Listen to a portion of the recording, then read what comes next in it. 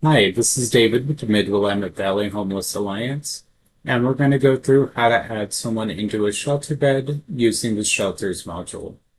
So from home, you would hit shelters, and then we would go to search and find the shelter that we're going to be entering someone into.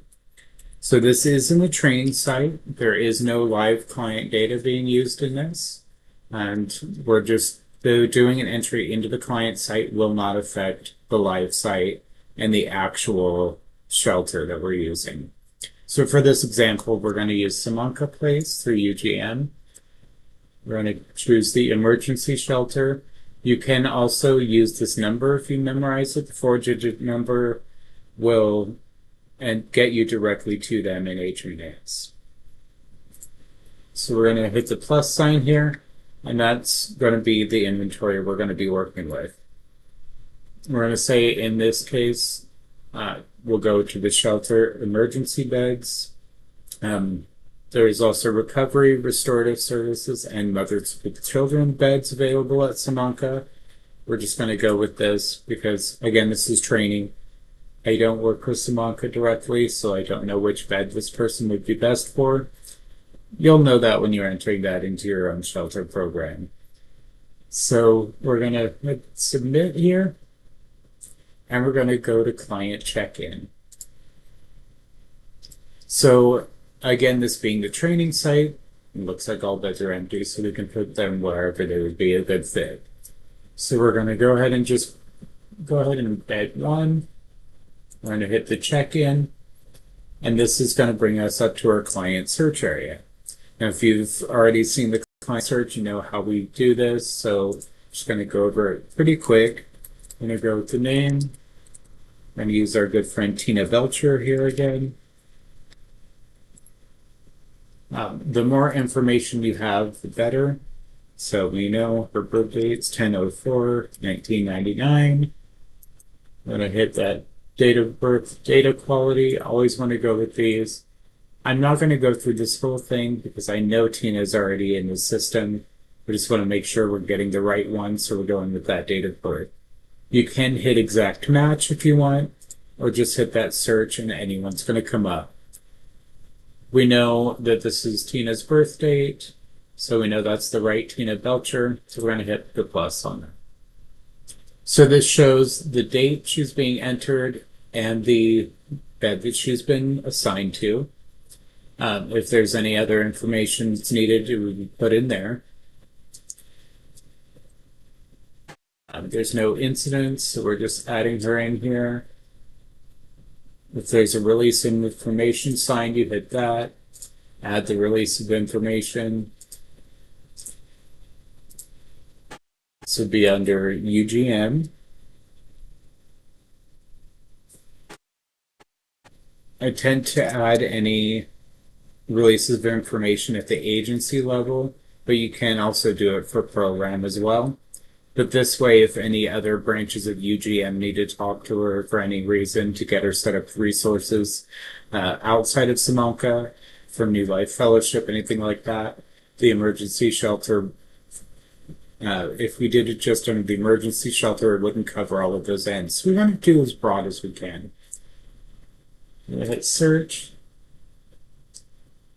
So we're going to use the Union Gospel Mission agency-wide one. We're also going to do this. It'll come up as your agency. It's perfect. Hit exit, and it's going to get us into the screen where we can pick if the release was granted. We're going to say yes. She said that was fine. End date. Most agencies go for 2 years. Follow whatever guidance that your policy, whatever policies that your agency has in place there. We're going to put 2027 as the expiration. Now, in this case, we can say if there was a signed statement, if we got a verbal ROI. This is if you're doing something on the phone usually. Most of the time, you're going to get a signed statement from the client. Make sure you keep that in your files according to whatever policies and procedures you have as far as storage.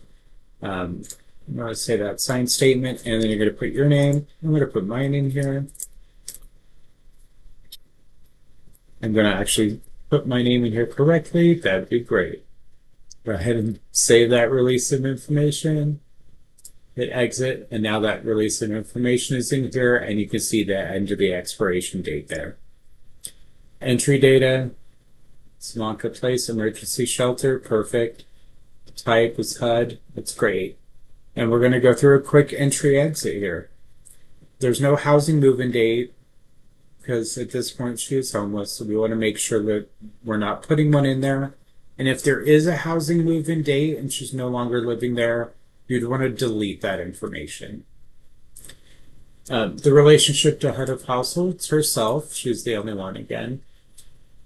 Make sure that all of the demographic information is correct. Then we're going to ask, where did she sleep last night? We'll say that she was out in a place not meant for habitation. So that's going to be the street, anything like that. If she was in a shelter the night before, you would want to say emergency shelter. If she was staying with a friend somewhere, whatever the situation was, when I just want to capture that.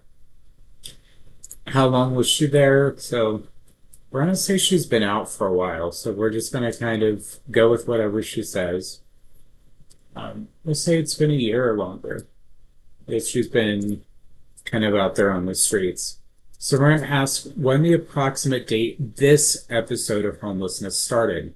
So we know if last night she was staying in, she was living with family or friends or something like that, that this would be when the homelessness started, would be today.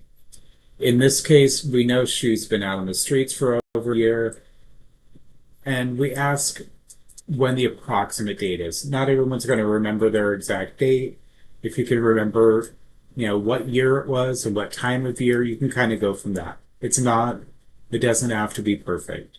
Again, a lot of this is working with people that are in trauma that may not be aware of timing that much. Myself, I have trouble remembering dates, so I can't expect my clients to be able to remember it. So we're going to say that it was about 3 years ago. It was in the summer, so we're going to guess August, because it was later summer. Let's say the 1st, and around 3 years ago, so 2022. So again, we don't know the exact date, but we get as close as we can. What is the number of times you've been on the streets, in emergency shelter, or safe haven in the past 3 years, including today? Now, you may want to clarify that if it's been one long stretch of being homeless in shelters, stuff like that, or have you been housed at any point during those 3 years? Because at that point, you want to look at matching this up. And this is for federal reporting.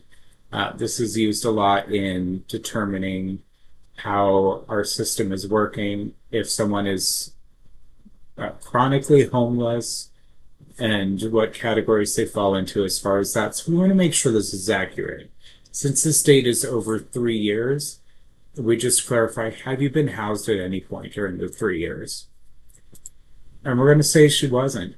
So that date is now accurate. We know she hasn't been housed any time in between then. And so it's going to be one time. Because what this is asking is, in the last 3 years, how many times have you been homeless? So in the last 3 years, it's going to be one time.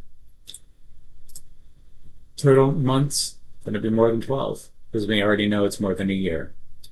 We're going to ask if she has any disabling conditions. She can absolutely refuse that or not know. We're going to say yes, she does. Enrollment COC is always going to be OR 504 if you're in Marion and Polk counties. Current county of residence, so where do you stay most often? Is it in Polk or Marion? Or any other one as well? So we're going to say she's here in Marion County most of the time.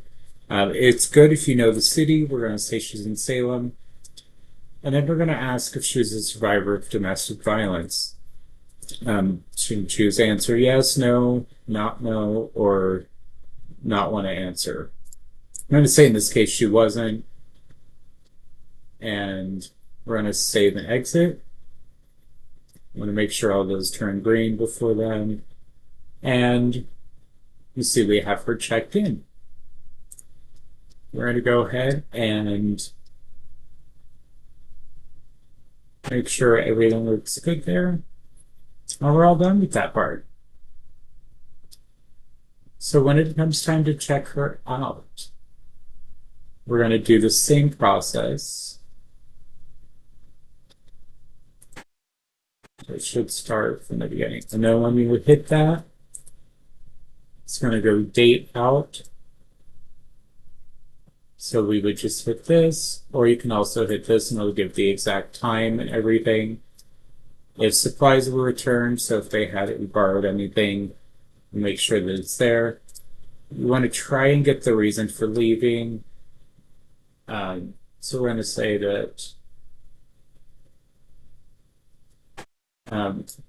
she just completed the program. She stayed her night. She was fine. Everything's good from there.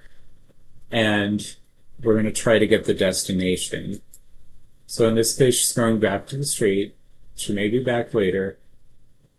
And then you just want to go through anything down here. If there was any funding for service, it would be put in here. Most of us don't worry about that.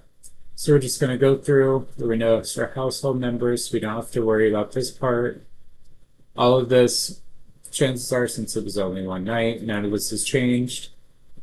With that save and exit, go up, and we see that bed is now empty. So we walk through checking in and checking out. How that's done. Again, you would do all this through this shelters tab over here.